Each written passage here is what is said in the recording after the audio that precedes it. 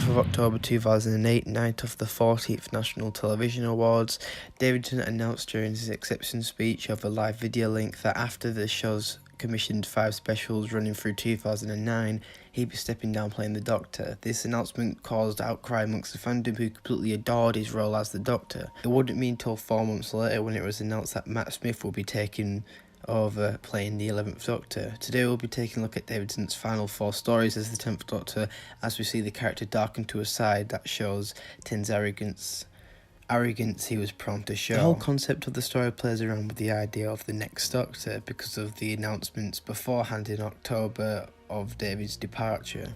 The Doctor arriving in jolly Victorian London was a great contrast from the ending of the previous story. The Doctor initially being yelled at by a woman to find that he wasn't the certain Doctor she was calling for, then show a Victorian man running who acts very similar like a certain Doctor rather than a Doctor of his own right, bewilders Ten. The companion to this Victorian Doctor's name being called Rosita, being quite similar to Rose, begins this level of suspicion towards the audience and the Doctor himself regarding this identity of this person that claims to be the Doctor. The Cybermen's quick introduction to the story was great, although the Cyber Shades were meh, as they were merely there to do the heavy lifting. The Cybermen presenting to Miss Hartigan that the Victorian Doctor is their threat, completely oblivious to Ten that was beside him, was quite interesting, as Ten begins to go undercover as John Smith, a former companion to the Victorian Doctor, which was quite fun. Due to the potential risk of telling him about his future or past, the Doctor is subtly quite confused as to why this Victorian Doctor doesn't recognise a past incarnation, and it was interesting also as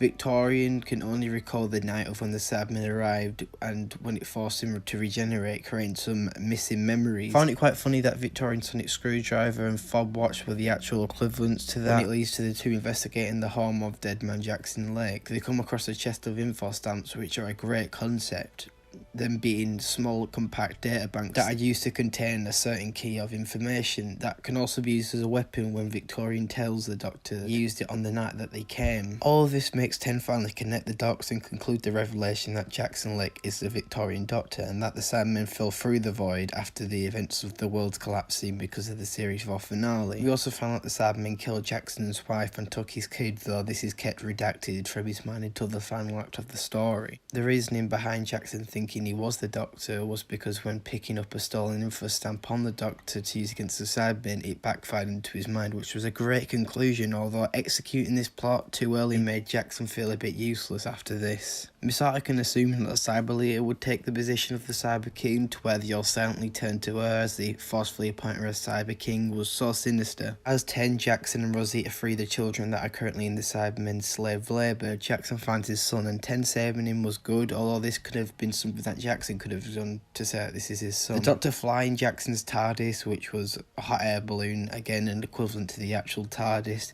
to confront the Cyber King was great, as Ten attempts to give Miss Hartigan an ultimatum, breaking a cyber connection, which leads to an emotional overload, which kills her and the Cybermen. Ten then uses the Dimension Vault to send the Cyber King into the time vortex as it slowly disintegrates.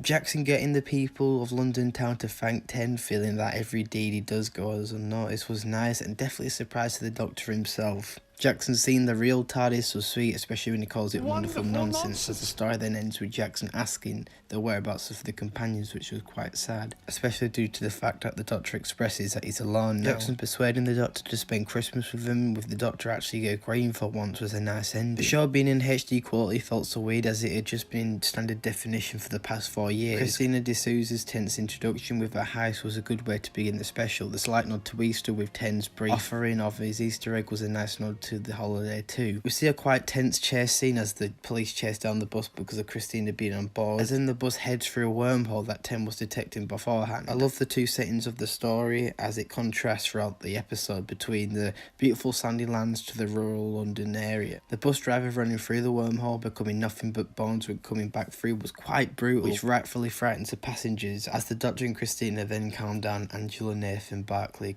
Carmen and Luke by reassuring them with the things they were on their way to do, to look forward to when they get back, which was sweet, especially when we find more about these characters. Malcolm was also such a lovable character, actually being a big fan of the Doctor and his work. Malcolm using his name to describe a term of Watts was hilarious. The Tritophores have a nice design and do later come across as quite harmless. The sand being the dust of the dead was quite dark, as it then does take away that beauty element of the Sandyland setting. Christina using a burglary kit to get the crystal needed to power the bus and head it back through the wormhole was good, as the Tritophores then get eaten by the alien stingrays, which was a little sad, mainly because they wanted to help each other out. The alien stingrays heading towards the bus was tense, especially when the Doctor and Christina was getting the bus to fly, with Christina actually sacrificing the cup she stole at the start of the episode.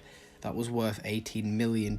This was a great little scene in terms of a character growth, and we then see the bus fly back through the wormhole. 10 using Malcolm's term of Watts to help shut the wormhole was great, as Malcolm then hugs the Doctor, which was also quite sweet. The Doctor appointing Nathan and Barclay to Captain Magabumbo was also nice. The Doctor not wanting Christina to come with him because he's lost too many was quite sad, as Carmen also foreshadows the end of his song because of her low-level psychic ability, as she states it is coming, which was quite chilling and does set up the mini Fornox story arc. The ending with the Doctor freeing Christina out of handcuffs for her to then run into the bus and fly away was a great and sweet ending. A brilliant Under Siege story that's in the future of Mars, as the Doctor meets the first ever Mars Connolly, although he realises he has arrived on the day of their deaths. I love that the problem isn't made worse by the Doctor leaving, but rather him staying. The flood is such an intimidating force, with them essentially being made up of water. The fact that one drop of water on the Connolly can infect anyone gave great stakes to the story, as Ten has this urge to stay, although he knows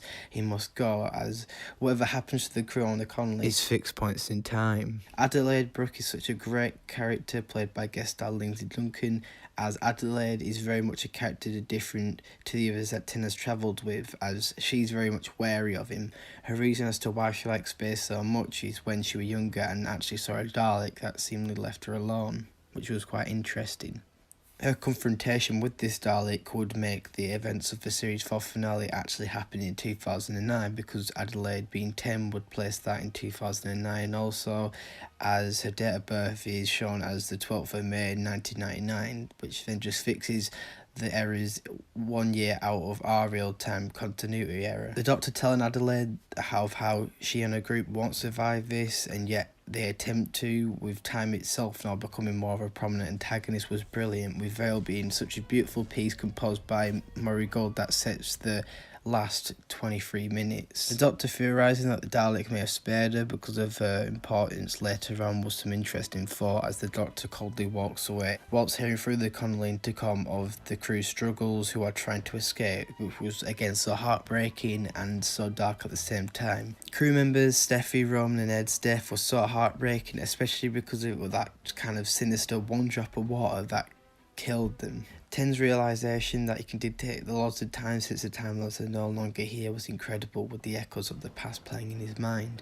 The Doctor coming back to the Connolly to literally fight against time was amazing, presenting the Doctor and Adelaide's rocky chemistry, as Adelaide knows what Ten's doing is wrong. As the surviving members being Adelaide, Yuri and Mia arrive back on Earth, we see the darkness of the 10th Doctor, with his arrogance being shown so prominently, with him belittling the previous people he said before and calling himself a Time Lord victorious. This scene brilliantly shows what the Doctor is capable of without the comfort of a companion to guide him. Adelaide killing herself in order so her granddaughter can go to Mars because of the legacy of herself and that the future will stay intact was dark, as essentially the Doctor gave her no other option but to kill herself, something he takes massive guilt about in the next and final story. The ending has Ood Sigma appear, which was a little reminiscent of the Watcher warning the 4th Doctor in his final story.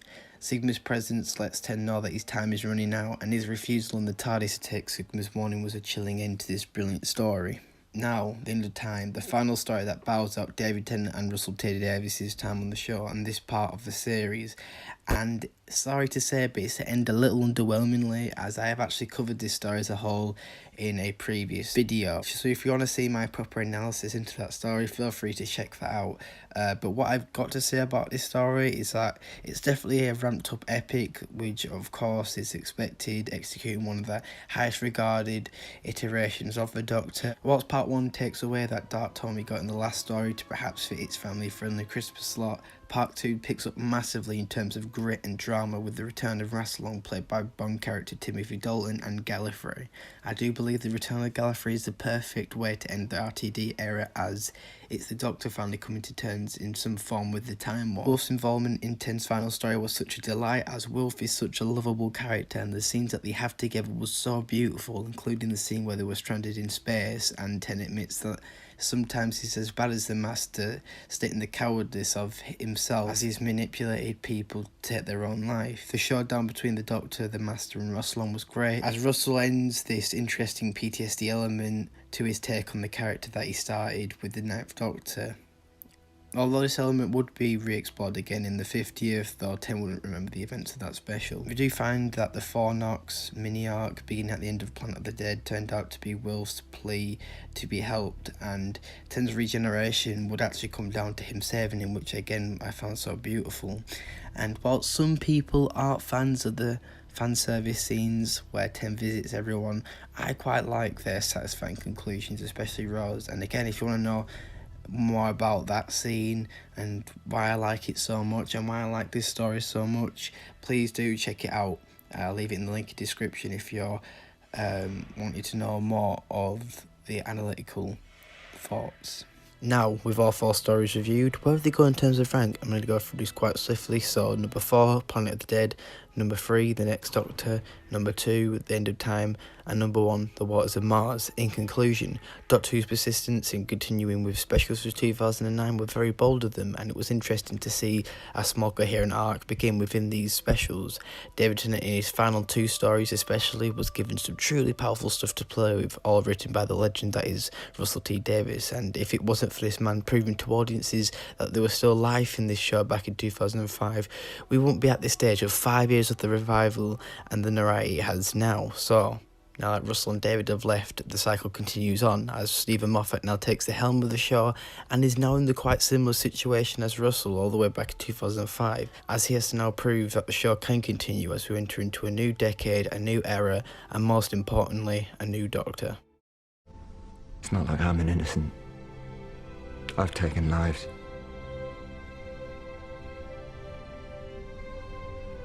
And I got worse, I got clever. I've gone too far. Manipulated people into taking their own.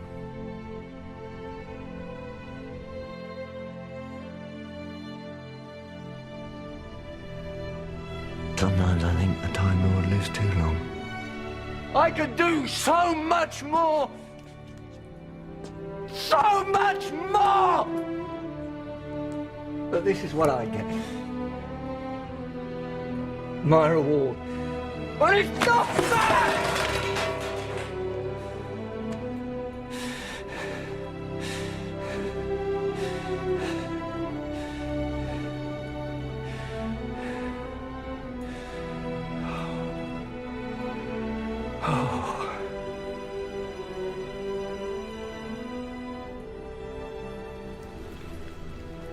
Lived too long. No. No, please. Please don't. No, don't. Please don't! Please! Wilfred, it's my honor. Better be quick. 3, 2, 1.